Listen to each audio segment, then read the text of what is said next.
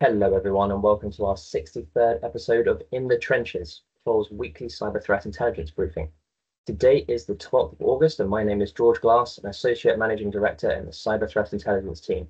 Joining me today from the CTI team are Ryan Hicks, Eli Timpson, Jeffrey Deng, and Sarah Becker. As always, we'll be covering the most recent trends that our threat intelligence team is witnessing in the trenches. So let's get into the situation report. CrowdStrike has released a root cause analysis on the global outage that occurred on July 19th.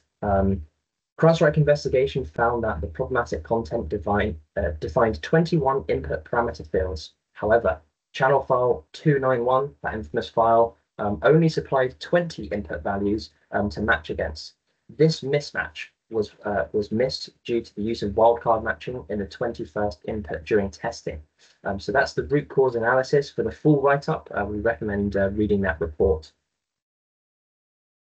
As the Olympics comes to an end, we are receiving more news of targeting of the event. The Grand Palace Reunion of the National Museums was recently hit by a cyber attack on the night of August 3rd. The Palace was the current venue of the Paris 2024 Olympics. There was no impact to the Olympic events. However, the 36 museum shops managed by the Palace were temporarily shut down. Internal sources claim that this was a result of a ransomware attack. While a ransom note was found on the systems, no group had assumed responsibility for the attack. ANSSI, France's cybersecurity task force, is currently helping with the remediation and restoration process.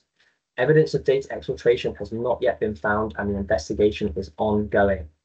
And it's a very important thing to remember that threat actors will obviously try to disrupt these sorts of events, and they obviously read the news and they want to make as much of an impact there as possible.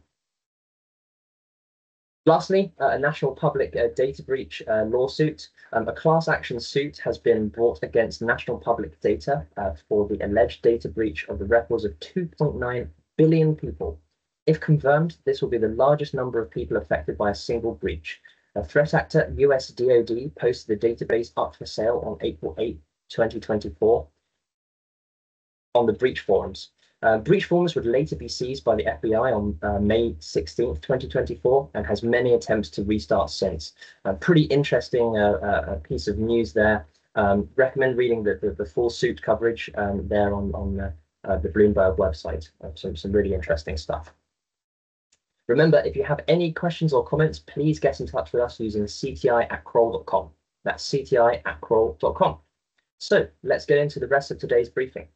Today, we're going to cover the following trends our team is concentrating on. I'm going to be covering Apache bypass and Apache OFBiz, some North Korean APT groups exploiting VPN software to distribute DORARAT. Then we'll hear from Ryan on SmartScreen and Smart App control bypass techniques. And then Eli is going to walk us through Mobile Guardian, MDM firm, how threat actors use that to wipe devices. And Jeffrey is going to take us through a AI-based phishing toolkit. And then last, but by certainly no means least, Sarah is going to bring us home with the Ransomware Roundup. So let's talk about this OFBiz auth bypass vulnerability. OFBiz has been catching variations of this vulnerability for a little while, and this latest one is an incorrect authorization vulnerability being tracked as CVE 2024-38856. As you can see there, it has a CVSS score of 9.8, making it critical. The flaw, it essentially allows access to unauthenticated endpoints, which could allow the execution of arbitrary code. And as you can see there, the CTI team has seen evidence of a proof of concept code, which executes a reverse shell, which was published to GitHub in August. A number of the previous vulnerabilities are also listed on the screen. So if you haven't updated to 18.12.14 or 18.12.15, we recommend going straight to 18.12.15 to stop those other vulnerabilities from affecting that appliance. Next up, we have some news around North Korean APT groups. South Korea's National Cybersecurity Center has released a statement detailing North Korean APT groups, which we refer to as KTA 082 and KTA 116, also known as Andriel, attacking organizations in the construction and machinery instances. This follows our reporting last week from the US Department of Defense. South Korea's NCSC believe that the actors are looking to steal trade secrets from those industries. In one attack, Andriel was seen hijacking flaws within a VPN software update to deploy malware. A vulnerability in the VPN's communication protocol that allowed the attacker to spoof packets to a user's PC was used to distribute DORARAT, which is a stealthy, lightweight remote access Trojan with limited features designed to avoid detection. In another attack, the website was compromised to socially engineer users into installing Trojanized malicious installers. These installers were also signed with a valid certificate from a legitimate Korean defense company, limiting the effectiveness of antivirus checks. These installers led to info stealer infections, which stole browser data, connectivity credentials such as SSH keys, and also captured screenshots. While the attacks so far seem to be limited to South Korean entities, it highlights the danger of supply chain and watering hole attacks. And we're going to keep a very close eye on this as more reporting comes to light about the impacted software and building detection for that. And that's all from me today. I will pass over to Ryan to talk about SmartScreen. Over to you, Ryan. Hey, George. So yeah, these stories on multiple bypasses first reported by Elastic Security Labs. And these exploit design weaknesses in reputation-based detection services, mainly Microsoft SmartScreen and Smart App Control. And the bypasses, there are 4 of them presented in bold here. So the first 3, so reputation hijacking. So this is using known good applications such as Lua, Node.js, and AutoKey. There was also reputation seeding, where a threat actor transfers a binary into the victim environment that is initially benign, but at a later date runs malicious code after it's kind of built up the reputation of being good by the software. And then reputation tampering. So this is changing known good files. Again, this is likely the hardest of the techniques. And more about those particular techniques is in the report. But the last one to focus on really is, I think, is the most important to look at is LNK stomping. So most trivial really of the 4. And this is the bypass marker of the web, which is a marker applied to files, typically from an untrusted source. So it could be a user downloaded from the internet, for example. In this example, a threat actor could craft an LNK with a non-standard target path. And one such example is where a malicious LNK is downloaded by a user. It's likely to have the mark of the web applied and therefore be scanned by security tooling. And what the threat actor could do is use a relative path in the LNK to execute a malicious file. And you see on the example on the top right, where the LNK is launching a CDB, which is a debugger with just a relative path listed.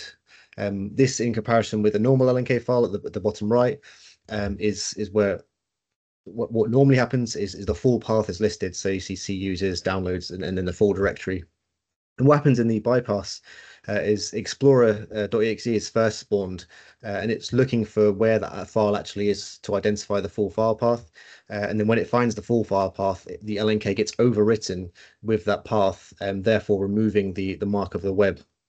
And that all happens before the security checks take place. So once SmartScreen gets access to the LNK, it sees that there's no mark of the web and doesn't need to scan it or raise an alert or anything like that.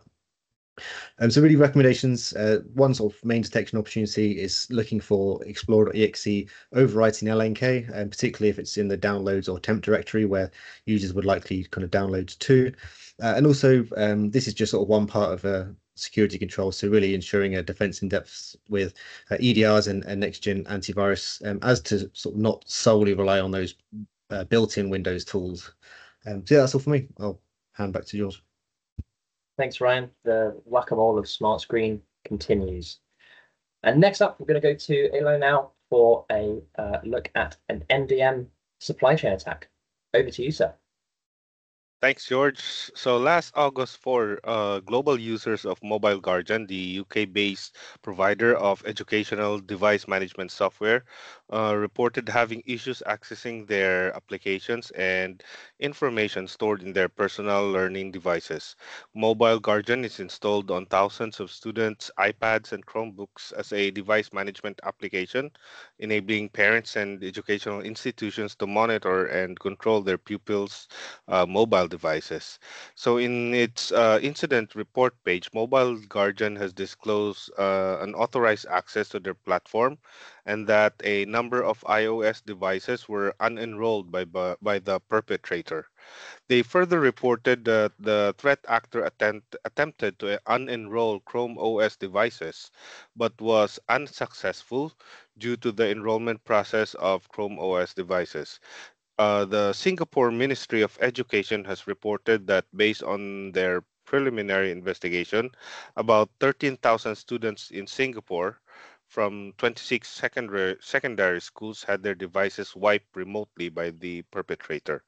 Mobile Guardian reported that the incident affected users globally, including North America, European, and Singaporean instances.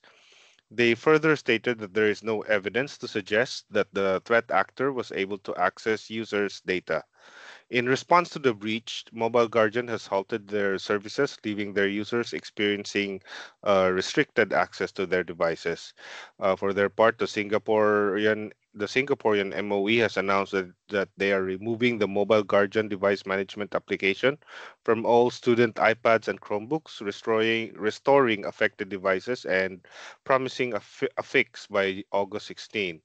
While Mobile Guardian has clarified that the incident is not related to the configuration error that occurred in July 2024, which also impacted iPads in their Singapore instance, they are currently getting flack over recent data breaches, including an incident in April where names and email addresses of parents and teachers were leaked. Meanwhile, a Reddit user posted on August 5 that an email was sent to the MOE in May, warning them of a critical vulnerability in the Mobile Guardian app. The email described an improper access control vulnerability, which could allow a perpetrator to read and modify all data in Mobile Guardian systems. The email also specified that the access is to Mobile Guardian's internal management portal and that the portal gives full read and write access to all schools.